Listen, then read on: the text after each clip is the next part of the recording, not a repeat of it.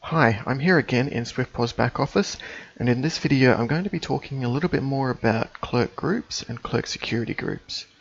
Now these are two different ways of grouping clerks together, but they do have different purposes.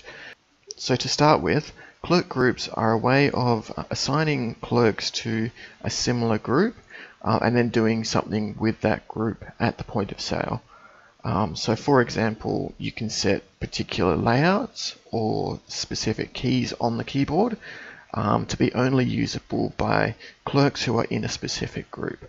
So for example, your refund button might only be active for administrators, and if any other clerk tries to use that button, they will need to enter an administrator's clerk ID and PIN number. To take a closer look at the existing clerk groups, we can click on Clerks and then the Clerk Group submenu, and you'll see here a list of all of the different clerk groups that are currently set up. Now there's not a whole lot to set up here. We do have venue assignment down the bottom, which is used if you have multiple venues set up. You can assign a particular clerk group to only one of those venues. And you also have the Clerk Role Wizard, which is used to assign different roles to different types of clerk groups.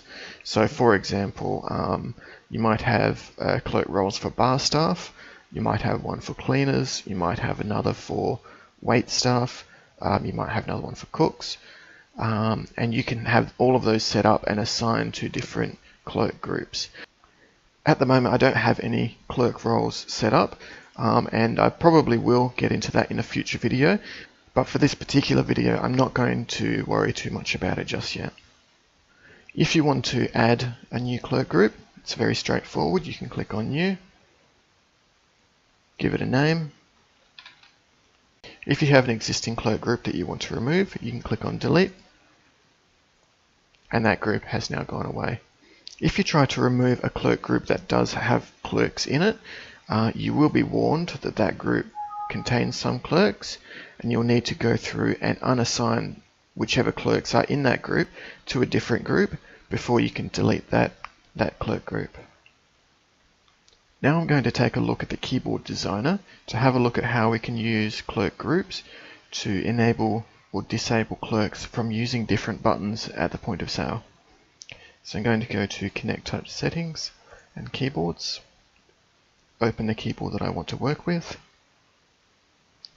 and you'll see that when you click on pretty much any button in the Keyboard Designer, there's an option here underneath Settings for Clerk Security. When you click on that, you'll see a list of all of the different clerk groups, and you can enable or disable those as needed. You can do that on individual product buttons, on filtered search or other functions, or on layouts. So I'm going to navigate to my management layout, and here I've got a refund mode button. This is an example of something that you might want to put clerk security on, and when I highlight that button I can click on clerk security and disable all of the different clerk groups that I don't want to use that button. And if I now update my terminal, here is my terminal screen. And if I log on as admin, navigate to my management layout, I can use that refund mode without entering a PIN number or a clerk ID. However, if I log on as Clara and navigate to the management page and try to use that refund mode button, I'll be prompted to enter a clerk ID and PIN number. And that will only let me proceed if the clerk ID and PIN that I enter is someone in the administrator's clerk group. So coming back here to SwiftPOS back office, you can see that clerk number 2, Clara, is in the clerk group stock room. So if I were to change her to be in the administrator's group, she would now be able to use that refund button. Keep in mind that on the Keyboard Designer, the button under Settings is called Clerk Security.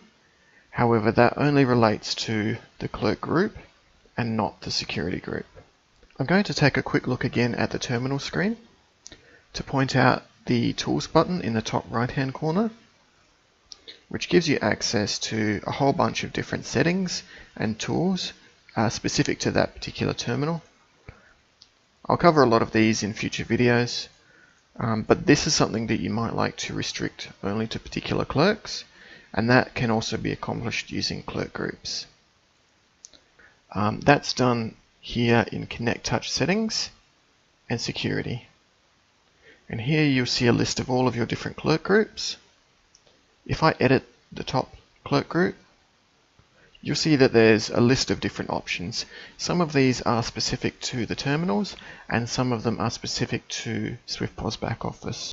So for example, we have the Tools menu, which is specific to the terminals, and it will allow you to control whether or not a clerk can, for example, exit the software or enter the Tools menu at all, or do various other things at the terminal.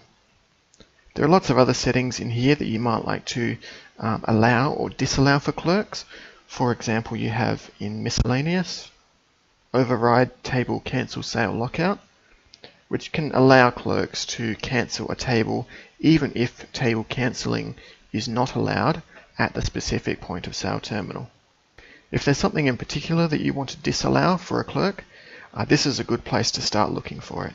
So that's a brief overview of clerk groups, what they're used for, and how you can use them to restrict what clerks can do at the POS or in back office here. I hope that's been helpful for you. Thanks for watching, and I'll catch you in the next video.